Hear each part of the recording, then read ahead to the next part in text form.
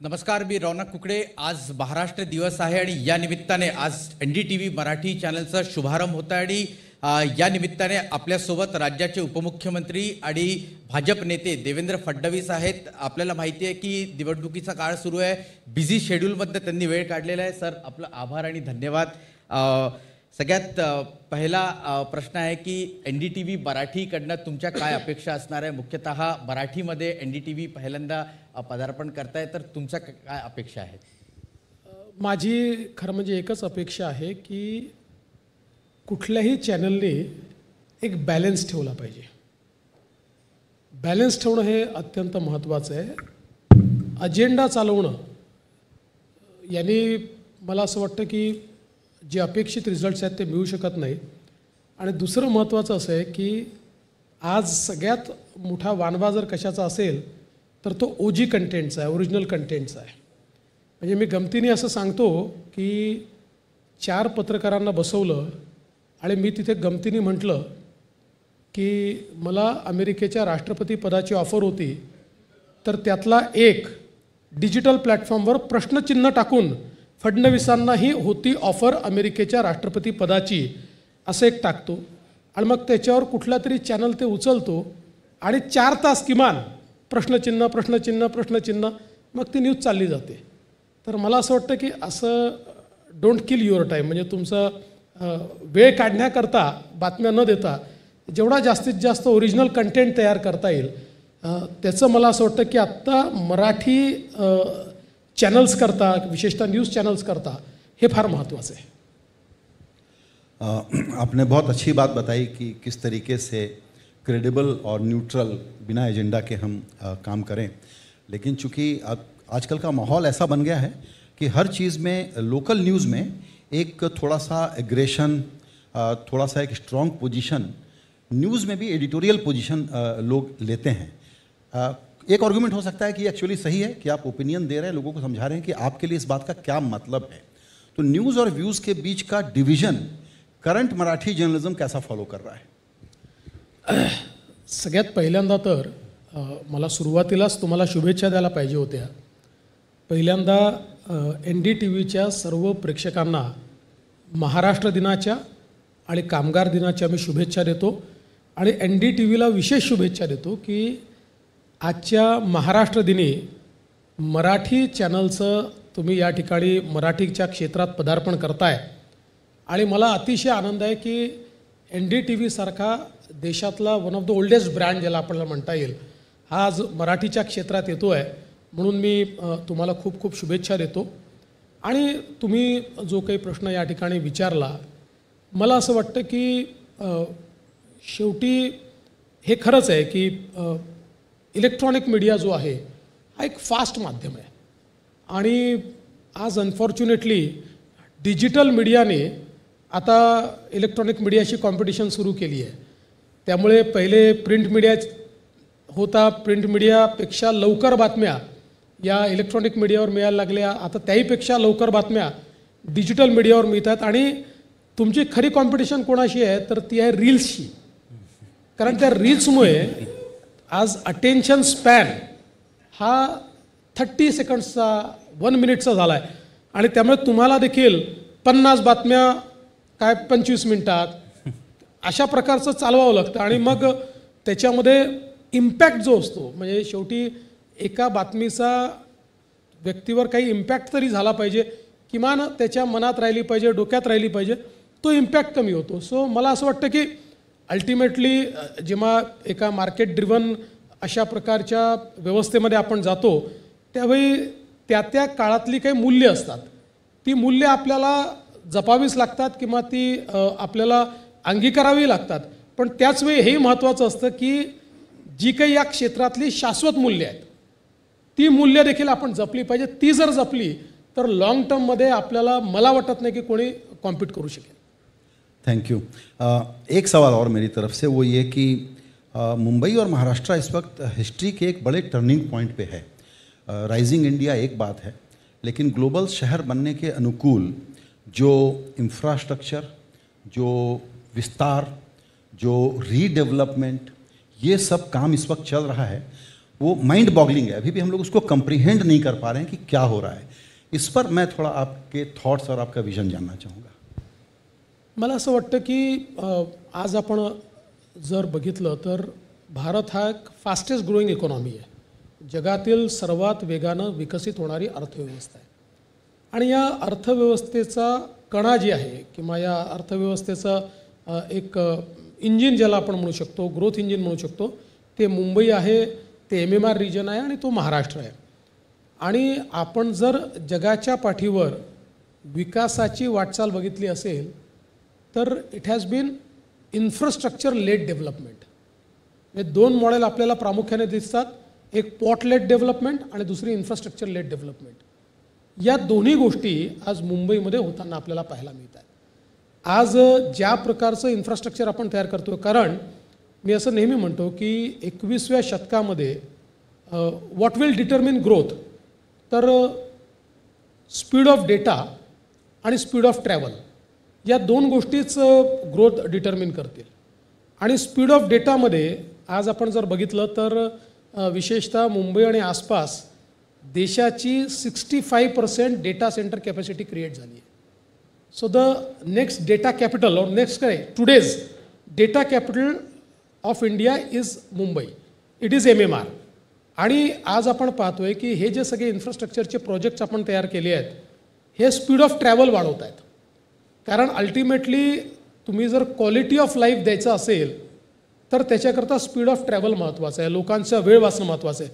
दुसरं असं आहे की आज आपण नेहमी जे सांगतो की पोस्ट कोविड जे काही एक चायनातनं बाहेर पडण्याचं प्रमाण आहे आणि ग्लोबल सप्लाय चेनमध्ये एक नवीन प्लेयर आता इंडिया तयार होतो आहे, अशा परिस्थितीमध्ये इन्फ्रास्ट्रक्चर हे सगळ्यात मोठं त्यात काम करणार आहे. कारण सप्लाय चेनचा भाग होण्याकरता तुमचं जे लॉजिस्टिक्स आहे त्याची कॉस्ट ही तुम्हाला कमीत कमी केली पाहिजे.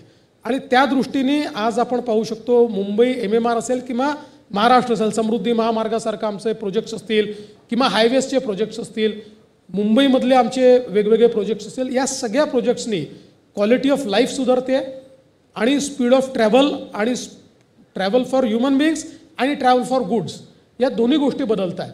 त्यामुळे मला असं वाटतं की स्पीड ऑफ डेटा आणि स्पीड ऑफ ट्रॅव्हल या दोन्हीवर काम केलं तर जी 5 ट्रिलियन इकॉनॉमी देशाची आणि जी 1 ट्रिलियन इकॉनॉमी आपल्याला महाराष्ट्राची करायची आहे, या दोन्ही गोष्टी आपल्याला करता येतील.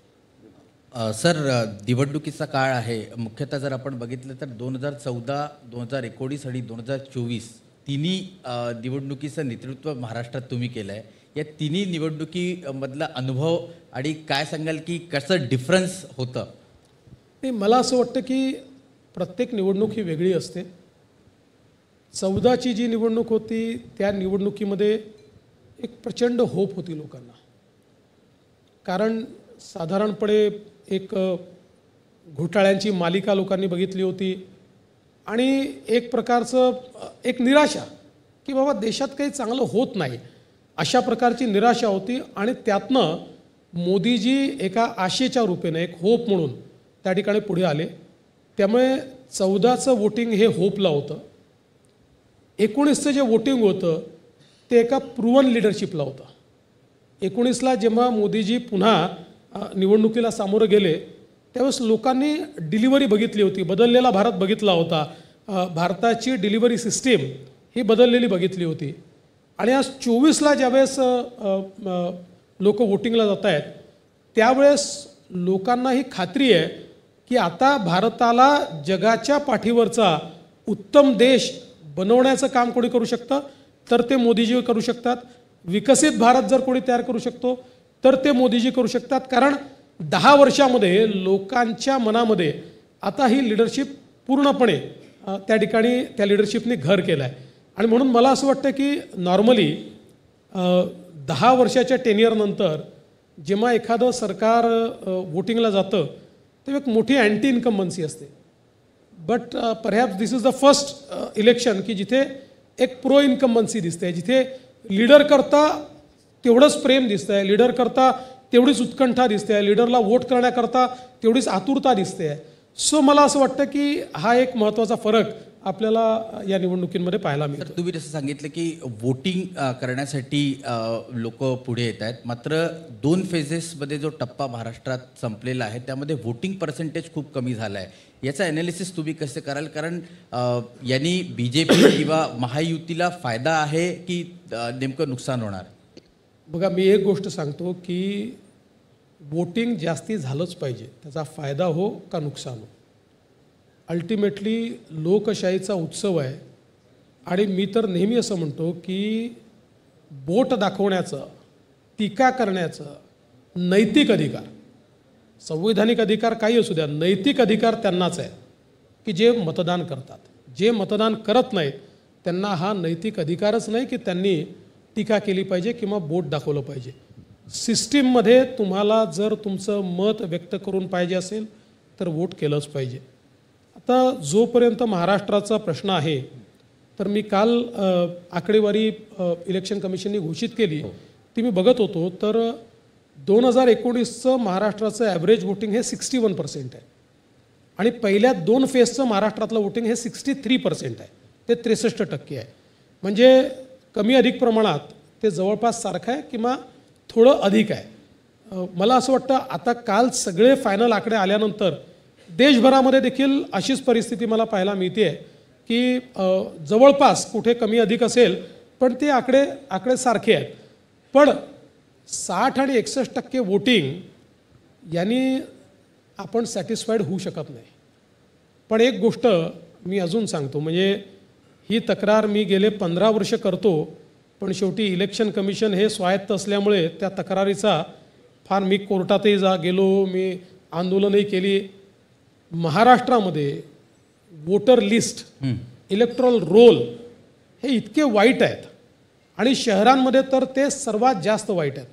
आता तुम्ही बघाल शहरांच्या निवडणुका होतील, पुण्याची निवडणूक ज्या दिवशी होईल त्या दिवशी तुम्हाला शेकडो लोक भटकताना दिसतील. हो, की मागच्या निवडणुकीत नावं होती, आता आमची नावं नाही आहेत. नागपूरला तेच झालं, मुंबईमध्ये तेच होईल. कारण हे कुठल्या प्रकारचे रोल्स तयार करतात आणि नावं काढताना काय करतात हे काही मला समजत नाही. पण मी स्वतः या संदर्भात मला असं वाटतं 2013-14ला मी कोर्टात गेलो. अर्थात ती केस अजून काही फार पुढे आली नाही.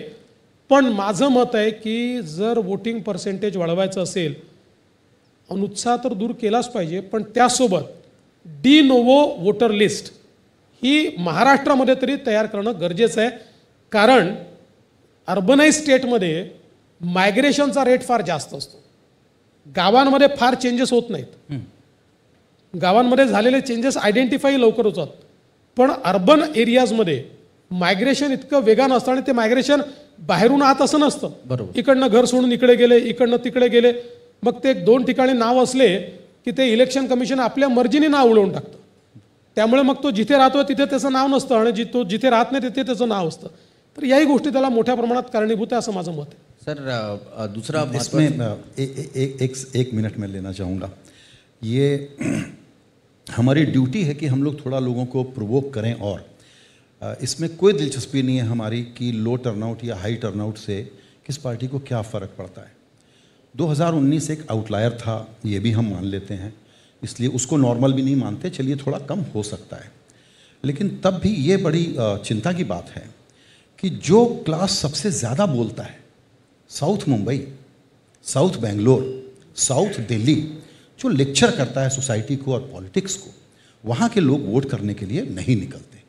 और ये जो अपैथी है पूरे देश में है, यंग वोटर कम रजिस्टर हो रहा है, बहुत ही चिंता की बात है. तो जो लोकतंत्र के बारे में खतरा है नहीं है का सवाल उठाते हैं, तो मेरा आपसे प्रश्न ये है और मैं चाहता हूँ कि ये मैसेज आप दें मराठी में लोगों को कि वोट न देना और दूसरे को देने के लिए प्रेरित न करना गुनाह है. बिलकुल मी तुमच्याशी सहमत आहे.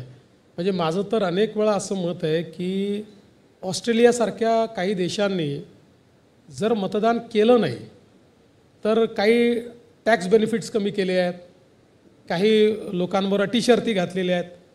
कधीतरी भारतामध्ये हा विचार केला पाहिजे. शेवटी इतकी अपॅथी एवढ्या मोठ्या देशामध्ये वोटिंगच्या संदर्भात असणं आणि मला असं वाटतं की लोकशाहीमध्ये मतदान न करणं हा मी असं म्हणणार नाही कायदेशीर गुन्हा नाही आहे, पण हा नैतिक गुन्हा आहेच. तुम्ही ते केलंच पाहिजे.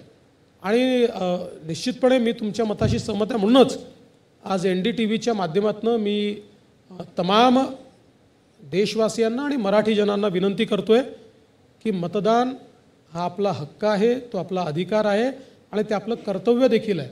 अधिकार समजून आणि कर्तव्य समजून मतदान केलंच पाहिजे. सर, मुंबईचा एक महत्त्वाचा प्रश्न आहे. लोकसभा निवडणुका आहेत. तिन्ही उमेदवार भाजपनी मुंबईतले यावेळेस बदलले आहेत. मात्र रेस्ट ऑफ महाराष्ट्रामध्ये जर आपण बघितलं तर पहिल्यांदा जेव्हा यादी आली होती अनेक उमेदवार तुम्ही जे मागच्या वर्षी होते तेच कंटिन्यू ठेवले आहेत. मुंबई संदर्भातलं नेमकं काय कारण होतं की उमेदवार बदलावं लागले? नाही, असं नाही. आम्ही बाहेरही बदलले आहेत. जवळपास 7-8 उमेदवार आम्ही बदललेले आहेत. शेवटी त्या वेळच्या परिस्थितीप्रमाणे आम्ही निर्णय करत असतो आणि अनेक वेळा लोकसभा लढणाऱ्या उमेदवारांना आम्ही विधानसभा लढा म्हणतो, विधानसभा लढणाऱ्यांना आम्ही लोकसभा लढा म्हणतो. एक पार्टीची पद्धत आहे. त्यावेळी तिथली जी काही आवश्यकता असेल, हे असं मी बिलकुल म्हणणार नाही की ज्यांना आम्ही बदललं त्यांनी कुठे चुकीचं काम केलं, वाईट काम, त्यांनी चांगलं काम केलं आहे. पण परिस्थिती प्रत्येक निवडणुकीची वेगळी असते. त्या वेगळ्या परिस्थितीमध्ये त्यावेळी कोण उमेदवार योग्य असेल असा विचार आपल्याला करावा लागतो. तो विचार करून या ठिकाणी उमेदवार आम्ही दिले आहेत. सर, अजूनही जागा वाटप कुठेतरी अडलेलं आहे. काही जागांवर अजूनही उमेदवारांचे नावं डिक्लेअर झाले जागा वाटप पडलेलं नाही आहे. जागा वाटप अगदी क्लिअर आहे. आम्हाला मिळालेल्या जागांपैकी आम्हाला पालघर घोषित करायची आहे आणि शिवसेनेला मिळालेल्या जागांपैकी ठाणे आणि नाशिक त्यांना घोषित करायची आहे. मला असं वाटतं आमची जागा आज किंवा उद्या घोषित होईल. पण साधारणतः एक प्रश्न असा आहे की या जागा वाटप दरम्यान अजित पवारांना किंवा एकनाथ शिंदेना कोणाला तुम्हाला सगळ्यात जास्त मनवायला कसरत करावी लागली आहे? नाही, मनवण्याचा वगैरे विषय नसतो. असा सगळ्यांच्या ॲस्पिरेशन्स असतात. जसं आम्हाला ठाणे आणि दक्षिण मुंबई हवी होती, आमच्या कार्यकर्त्यांचा आग्रह होता. पण शेवटी जागा वाटप करत असताना त्यांची भूमिका होती की या दोन्ही जागा वर्षानुवर्ष आमच्या राहिलेल्या आहेत. आमचे काही आर्ग्युमेंट्स होते. सगळे आर्ग्युमेंट झाल्यानंतर अल्टिमेटली जो निर्णय झाला त्या निर्णयाने आम्ही सगळे बांधील आहोत. त्यामुळे असं काही कोणाला फार मनवणं वगैरे प्रकार नाही झाला. पण बैठका आम्ही बऱ्यापैकी केल्या, आर्ग्युमेंट्स आणि काउंटर आर्ग्युमेंट्स केले, पण निर्णय मात्र एकमताने घेतला. सर, धन्यवाद वेळ दिल्याबद्दल. थँक्यू. Thank you sir.